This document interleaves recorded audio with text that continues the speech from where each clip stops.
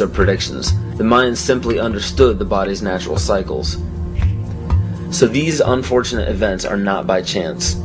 One needs only to look at the result of the major political decisions of the United States since the inception of the United Nations to catch a glimpse of the ultimate goal. Every major war, assassination, terrorist attack, or security weakness exposed has two specific common themes. One, the unfortunate event makes worldwide news and scares or angers the public. And two, the result, no matter what, is always the expansion of government and the destruction of constitutional freedoms. It doesn't matter what the excuse or the explanation is. The result always tells the truth. A child can give the greatest excuses every time he's too sick for school, but if it always happens on the day of the test, the truth is revealed by the result. The major media outlets can give every explanation in the book as to why war is declared, assassinations happen, and terrorist events take place, but if they all end up in the expansion of government and the destruction of constitutional freedoms, the truth is revealed by the result. And because the vast majority of the public are completely ignorant of natural biological cycles of man, it is increasingly difficult for them to accept that these events are by no means an accident.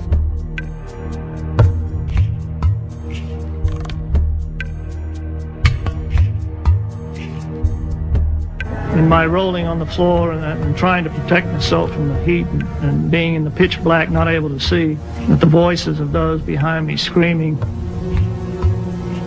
kind of got through to me.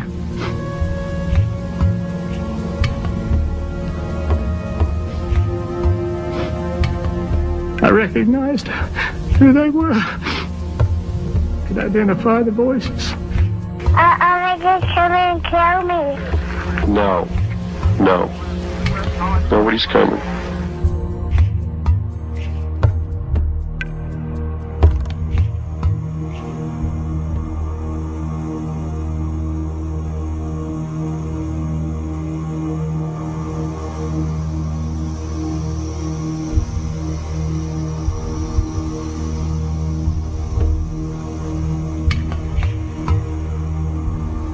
A statement reportedly made by Attorney General Janet Reno during an interview on 60 Minutes.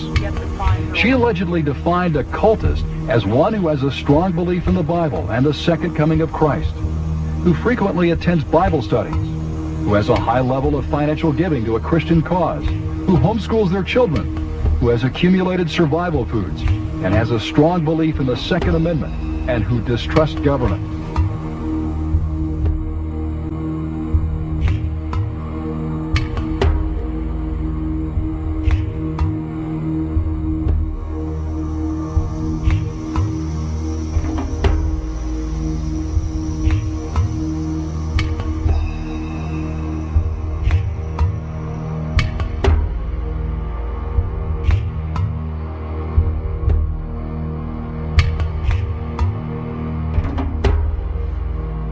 Through federal authorities that a second bomb has been found inside that federal building in Oklahoma City. It was an explosion at 9 o'clock this morning that did that damage you're looking at right there. Well, I just took a look down the street at the Morrow building again. I see another bomb truck going, so apparently they're going to try to get out that third bomb that's been talked about. At the present time, the medical teams downtown are unable to get into the wreckage to retrieve more of the injured because of the presence of other bombs in the area. I've been told by the police department that just as soon as those bombs are defused, they will permit the medical teams to enter. Now, we're also hearing from some witnesses on the scene that they've overheard from firefighters that were first on the scene that there was a possibility that there was a secondary explosive device besides the car bomb device outside the building, and that device may have been placed near the nursery. Also, we're getting word now that President Clinton is sending anti-terrorism units down here to look over the situation to find out exactly what went on and what other danger may be out there in Oklahoma City. That's something we need to think about, unfortunately, this time, because, as we've told you, 2 other explosive devices were found that were not detonated, and they were larger than the first. The reports I have is that one device was was deactivated. Apparently there's another device, and obviously whatever did the damage to the Murrah building was a tremendous, very sophisticated explosive device. So President Clinton just called Frank Keating, Governor Frank Keating, and he says that 3 FBI anti-terrorist teams are en route to Oklahoma City. Right now they are saying that this is the work of a sophisticated group. This is a very sophisticated device, and it has to have been done by an explosives expert, obviously with this type of explosion. The Justice Department is reporting that a second explosive device has been found in the AP Murrah building in downtown Oklahoma City. We should find out an awful lot when the bombs are taken apart. I think it was a great stroke of luck. As you're mentioning, it's hard to talk about luck on a day like today in Oklahoma City, but it was a great stroke of luck that we actually have got diffused bombs. It's through the bomb material that we will be able to track down who committed this atrocity. First bomb that was in the federal building did go off. It did the damage that you see right there. The second explosive was found and diffused. The third explosive that was found, and they are working on right now as we speak, I understand, both the second and third explosives, if you can imagine this, were larger than the first. First bomb that was in the federal building did go off. It did the damage that you see right there. First bomb that was in the federal building did go off. It did the damage that you see right there. Still another problem, according to these groups, is the executive branch making a grab for much more police power.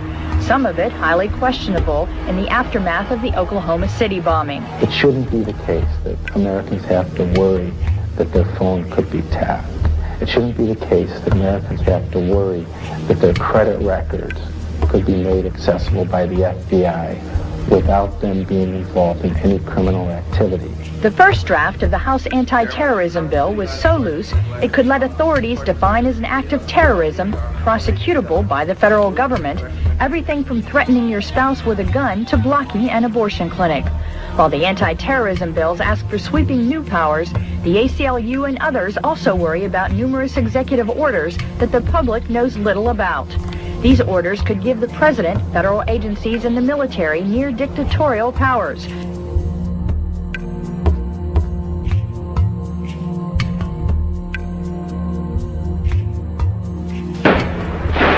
Talk to any police official anywhere, and pretty soon he'll bring up the shootout.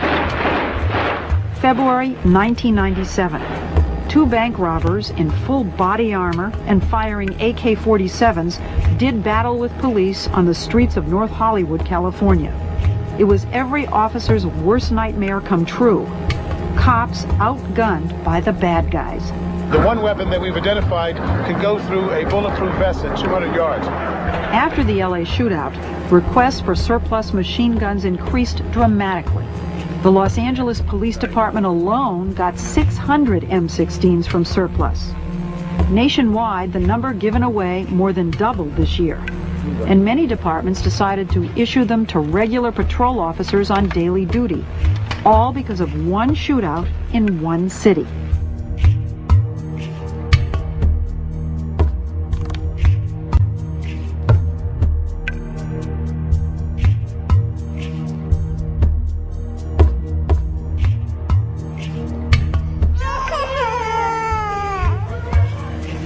Till now, the diagnosis is not settled for this child. He complained from prolonged fever and wasting.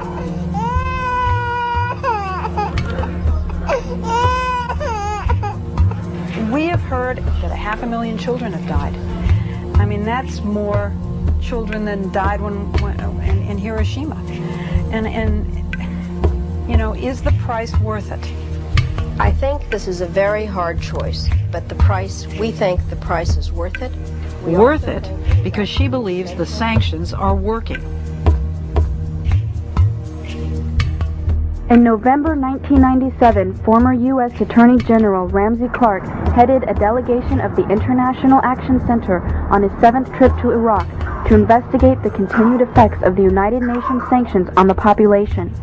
We were shocked by what we saw, an almost total absence of medicines, medical supplies, and spare parts for the equipment. Despite the heroic efforts of medical personnel, babies, children, and the chronically ill continue to die in vast numbers.